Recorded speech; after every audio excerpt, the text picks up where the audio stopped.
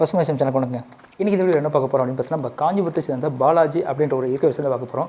அவரது போன வீடியோ நான் போட்டிருந்தேன், பார்க்காதவங்க பார்த்துங்க. ஏன் தெரியுங்களா, அவரது காஞ்சிபுரத்தில் விவசாயம் பண்ணுற இயற்கை விவசாயம் பண்ணுறாரு. அதாவது பஸ் ஸ்டாண்டு பக்கத்துலேயே பண்ணிகிட்டு இருக்காருங்க. அதெல்லாம் வரங்க, அந்த மாதிரி இடம் கிடைக்கிறதுலாம். அந்த 4 ஏக்கரை வந்து விற்காமல், ஏன்னா விற்றா பல கோடி போகும்னு சொல்லியிருப்பேன் போன வீடியோலையே. ஆனால் அது இயற்கை விவசாயம் தான் பண்ணுவேன். ஏன்னா வந்து அவருக்குனால ஒரு பேரம்பேத்திக்கு பசங்களுக்கு வந்து உபயோகமாக இருக்கும். ஏன்னா இப்போ இருக்கிற இந்த என்ன சொல்கிறது, பொல்யூஷனான வாழ்க்கைக்கு இது வந்து ரொம்ப சந்தோஷமாக இருக்குது அப்படின்றாரு. நாங்கள் எதுக்கு வந்து ஸ்ட்ரெஸ் ஆகணும், இந்த மாதிரி விவசாயம் பண்ணிட்டு போய் நல்ல வருமானம் கிடைக்குது அப்படின்றாரு. போன வீடியோ வந்து அவர் தீவன பயிர் பற்றி பார்த்தேன். அவர் நெல் பண்ணுறதில்ல. என்னென்னு கேட்டால், நெல்லை விட தீவன பயிர் தான் எனக்கு வந்து நல்ல லாபம் தருது அப்படின்றாரு. ஆனால் இந்த வீடியோவில் பார்த்திங்கன்னா, நம்ம எலுமிச்சை வந்து சாகுபடி பண்ணிடுறோம். எதுங்க எலுமிச்சை அப்படின்னா, அதான் தீவனத்தில் நல்ல வருமானம் தருது. தீவனத்தை விட எலுமிச்சை வந்து நல்ல வருமானம் தருது அப்படின்றாரு. எலுமிச்சையில் 2 ரகம் பண்ணியிருக்காரு. இந்த 2 ரகத்தில் வந்து நல்ல வருமானம் கிடைக்குது அப்படின்னு சொல்கிறாரு. இன்னொரு விஷயம் என்ன பண்ணியிருக்காருன்னா, ஒரு நடவு வந்து எப்படி பண்ணியிருக்காரு, ஜிக்ஸாக் முறையில் பண்ணியிருக்காருங்க. ஏன்னு கேட்டால், நிறைய கன்று நடலாம், கொஞ்சம் இடம் கிடைக்கும் அப்படின்றாரு. என்னோடய மண் வந்து நல்ல வளமாயிடுச்சு. என்ன காரணம்னா, நான் நிறைய வந்து இயற்கை உரம் வந்து ஃபுல்லாக பயன்படுத்துகிறேன், நான் செயற்கையை பயன்படுத்துகிறேன். அவர் ஒரு 20 மாடு வச்சுருக்காரு. அதை பயன்படுத்தினால மண் வளமாயிடுச்சு, அதனால் வளர்ச்சி வந்து நல்லா இருக்குது அப்படின்றாரு. அது இல்லாமல் இப்போ வீணா போதில் பழம்னா இந்த வெயில் சீசன் வந்து நல்ல காய் வந்து 100 ரூபா வரைக்கும் போகும் அப்படின்றாரு. பார்த்துக்கு 10 கிலோ இடத்துல டெய்லி ஒரு 1000 2000 ரூபா கிடைக்குங்க அவருக்கு. ஏன்னா வச்சுருக்கிறது 20 மரம் தான் வச்சுருக்காரு. அப்படின்னா கூட அவருக்கு டெய்லி 2000 4000 எனக்கு கிடைக்கும் எனக்கு தெரிஞ்சு. என்ன சொல்கிறாரு, இன்கேஸ் வந்து மழை சீசனில் வந்து இது என்ன பண்ண போகிறாராம், அவர் மதிப்பு குடி பண்ண போகிறாராம். நான் கேட்டேன், ஊறுகாய் பண்ண போகிறீங்களான்னு கேட்டேன். ஊறுகாய் பண்ணல, இதை என்ன பண்ணால் ஐஸ் க்யூபாக பண்ணலாமா, அந்த ஒரு மெத்தடை போய் பார்த்து வச்சுருக்காராம். அதை நான் பண்ண போகிறேன். வீணாக போகிற பழங்கள் வந்து அப்படியே ஐஸ் க்யூபாக பண்ணால் அதுவும் எனக்கு வருமானம் தானே. ஏன்னா இந்த சீசனில் போயிடும், வெயில் சீசனில். மழை சீசனில் இப்போ நிற்கிற காய் என்ன பண்ணுறது அப்படின்னு. இதில் இன்னொரு விஷயம் என்ன அப்படின்னா, நம்ம எலுமிச்சை பொறுத்த வரைக்கும் எப்பவுமே மவுஸ் உண்டுங்க. மழை சீசனாக இருக்கட்டும், வெயில் சீசனில் எப்பவுமே மவுஸ் உண்டு. வெயில் சீசனில் வந்து ஜூஸுக்காக பயன்படுத்த போகிறோம். மழை சீசனில் வந்து எப்படியும் கோயில் ஃபங்க்ஷனாக தானே வரும். கண்டிப்பாக எப்பவுமே அதுக்கு வந்து மார்க்கெட் இருந்துகிட்டே இருக்குங்க. அதனால் வந்து இது ஒரு நல்ல பயிர். இன்றைக்கி இதுவே இல்லை, அவர் என்னென்ன தொழில்நுட்பங்கள் கையாண்டாரு அப்படின்ற விஷயங்களை இந்த வீடியோவில் சொல்கிறாரு. வாங்க வீடியோக்குள்ளே போகலாம். ஐயா வணக்கங்கய்யா. வணக்கம் ஐயா. இன்றைக்கி நம்ம உங்களோட அந்த இயற்கை பண்ணது, அதாவது சிட்டிக்குள்ளே இருக்கிற 4 ஏக்கர் பண்ணதை வந்து பார்த்துட்டு இருக்கோம். பல பயிர்கள் பண்ணியிருந்தீங்க. நீங்கள் எலுமிச்சம் பண்ணிட்டு இருக்கீங்க அப்படின்னு சொன்னீங்க. எத்தனை வருஷம் எலுமிச்சம் பண்ணிட்டு இருக்கீங்க? முதல்ல ஆரம்பத்துலேருந்து நம்மளோட இருக்குது. பட் அதெல்லாம் வந்து 2 மரம் 3 மரம் அந்த மாதிரி தான் வச்சுட்டு இருந்தோம். இப்போ தான் ஒரு 20 மரத்துக்கு மேலே வச்சுட்டு பண்ணிட்டு இருக்கோம். இது என்ன நாட்டு ரகம்? இது பாலாஜி மார்க்கெட் ரகம்னு ஒன்று இருக்குது. அது 2 ரகம் நம்ம கையில் இருக்குது. ஏன் அந்த ரகம் செலக்ட் பண்ணீங்க? இது வந்து நம்ம காய்ப்புக்கு வந்து நல்லா இருக்கும். மற்ற நம்ம நாட்டு மரம்லாம் நட்டிங்கனாக்கா அது செடி வளர்றதுக்கே 5 வருஷம் 6 வருஷம் ஆயிடுது. அதுக்கப்புறம் தான் அது காய் வரும். இதெல்லாம் பார்த்தீங்கன்னா ஒரு 3 வருஷத்துலேயே காய் நமக்கு வந்துடும். 3 வருஷத்துலேயே காய் வரும்னா அதிகப்படியான காய் காய்க்கிற திறன் ஒன்றதுனால நம்ம இந்த செடியை வந்து செலக்ட் பண்ணி வச்சிருக்கோம். பாலாஜி அப்புறமா மார்க்கெட் ரகம். மார்க்கெட். ஆமாம், இது வந்து பாலாஜின்ற சைஸ் வந்து காய் நல்லா பெருசாக இருக்கும். இது மார்க்கெட் ரகமாக வரும். இது வந்து சைஸு இந்த மாதிரி சின்ன சைஸாக தான் வரும், திட்டமான சைஸ். இதுலேயே பார்த்தீங்கன்னா பாலாஜிலாம் பார்த்தீங்கன்னா நல்ல சைஸு. இது பாலாஜி. ஆமாம், இது சைஸ் இப்போ கொஞ்சம் சீசன் அடங்குனதுனால அது உள்ளே இருக்கும். ஆமாம், அது காய் இருக்கும், காய் உள்ளே இருக்கும். கம்மியாயிடுச்சு, குறைஞ்சிருச்சு. இன்னும் கொஞ்சம் இது ஒரு 10 நாளைக்கு முன்னாடி 5 நாளைக்கு முன்னாடி வந்திருந்தீங்கன்னா வேஸ்ட்டு நிறைய. இது இந்த பக்கம் வந்துருக்கேன். இதுதான் பாலாஜி. இதில் தான் இதுதான் பாலாஜி. சைஸ் நல்லா பெருசாக, சைஸ் நல்லா பெருசாக வரும், நோடு பெருசாக வரும். அப்போ இருக்கிறதுல பாலாஜி வந்து ஆமாம், நல்லா காய் வந்து திரட்சியாக நல்லா பெருசாக வரும். கண்ணை எங்கேருந்து வாங்கிட்டு வந்தீங்க நீங்கள்? இது வந்து இதில் தான் வாங்கிட்டு வந்தோம். நம்ம கீழ்நெல்லி கேவிக்கையில் வாங்கிட்டு வந்தது.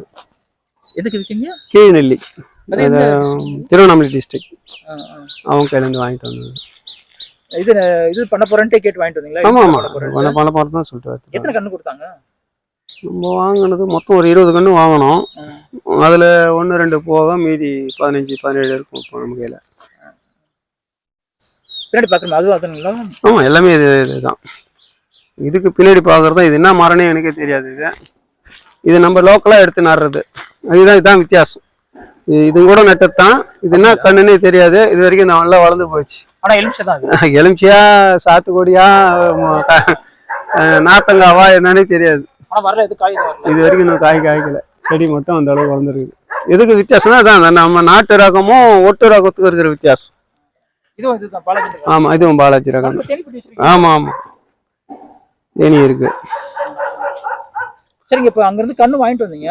வாங்கிட்டு வந்து எப்படி எவ்வளவு குழி? இது வந்து ஜிக்ஜாக் முறையில் ஒரு 5 அடிக்கு 5 அடி நம்ம போட்டிருக்கோம்.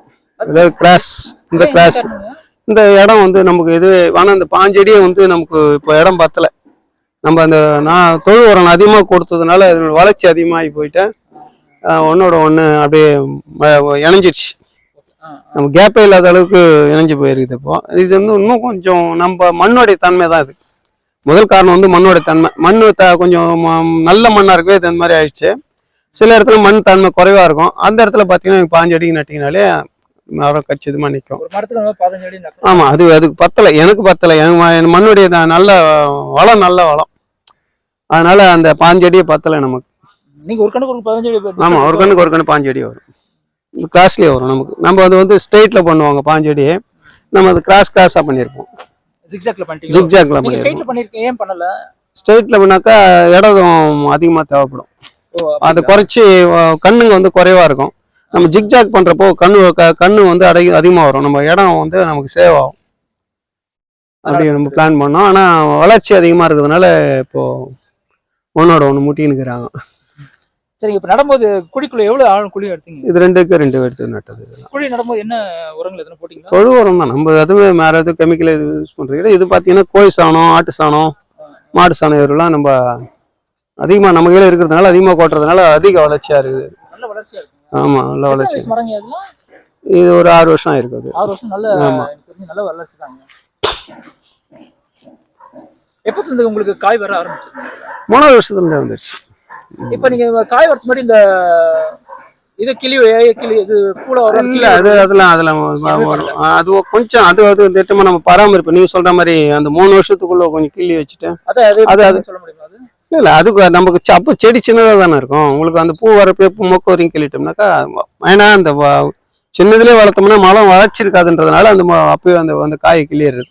கொஞ்சம் வளர்ந்ததுக்கு அப்புறம் பார்த்தீங்கன்னாக்கா மரத்தோட ஸ்ட்ரென்த் நல்லா இருக்கும். அடி தண்டு வந்து வளர்ச்சி நல்லா இருக்கும். அதனால அந்த மாதிரி பண்றது. கிள்ளி விடுறது. கிள்ளி விட்டு தான் ஆகணும். இது இந்த கண்ணுக்கு பொறுத்த வரைக்கும். ஏன்னா இதெல்லாம் வந்து சீக்கிரம் ஒரு 1.5 வருஷத்துலேயே பார்த்தீங்கன்னா 1 வருஷத்துலேயே வந்து காய்கறி. சில நேரத்தில் பார்த்தீங்கன்னா பேக்கெட்லேயே காயோட இருக்கும். அந்த தன்மை இருக்கிறதுனால அந்த வளர்ச்சி இருக்காது காய்க்க ஆரம்பிச்சிச்சுன்னா. அதனால நம்ம வந்து அது கொஞ்சம் முதல்ல ஒரு வருஷத்துக்கு 1.5 வருஷத்துக்கு நம்ம காய் கிள்ளிட்டோம்னா மரம் வளர்ந்ததுக்கு அப்புறம் விட்டோம்னா நல்லா ஸ்ட்ரென்த் நல்லா இருக்கும். மரத்தோட ஸ்ட்ரென்த் நல்லா இருக்கும். 3 வருஷத்துல மகசூல் வர ஆரம்பிச்சிச்சு. நல்ல மகசூல் எப்போ இருந்து ஆரம்பிச்சது? ஜனவரி பிப்ரவரி நல்ல காய். அது எவ்வளவு ஒரு மரத்துக்கு எவ்வளவு காய் காய்க்கும்? மரத்துக்குன்னு சொல்ல முடியல. டெய்லி ஒரு 10 கிலோ எடுத்துருவோம். இந்த 20 மாதத்துல டெய்லி 10 கிலோ. இது வருஷம் ஃபுல்லா மகசூல் வருங்களா? இல்லை, இது ஒரு பீரியட் தான். இப்போ அக்டோபர், நவம்பர், டிசம்பர் அப்படி ஆரம்பிச்சதுன்னா இப்போ ஜனவரி, பிப்ரவரி, மார்ச் இது வரைக்கும் போயிட்டு இருக்கும். அது ஜூன், ஜூலைக்கு அப்புறம் கொஞ்சம் குறைய ஆரம்பிச்சிடும். திரும்ப அது செப்டம்பர், அக்டோபர்ல அப்படியே பூக்க ஆரம்பிச்சுன்னா நம்ம ஜனவரி, டிசம்பர், ஜனவரியில் அப்படியே வந்துடும். சரி, பராமரிப்புனா என்ன வேலைகள் பண்றீங்க நீங்க? இதுல எதுவுமே பெருசா நான் எதுவும் பண்றது இல்லை. இந்த கீழே இந்த களையெல்லாம் வெட்டிட்டு தண்ணி பாய்ச்சது, எரு வைக்கிறது, அவ்வளவுதான். மற்றபடி இதுக்கு பூச்சி மருதோ நோய் தாக்குதலோ அந்த மாதிரி அது பராமரிப்பு தான். பூச்சி நோய் தாக்குதெல்லாம் கம்மி. பட் ஆனால் இருக்குது. இன்னும் அதுக்கான நான் தீர்வு தெரியல, எனக்கும் தெரியல. நான் வெளியே கேட்ட ரிசல்ட்டும் கிடைக்கல எனக்கு.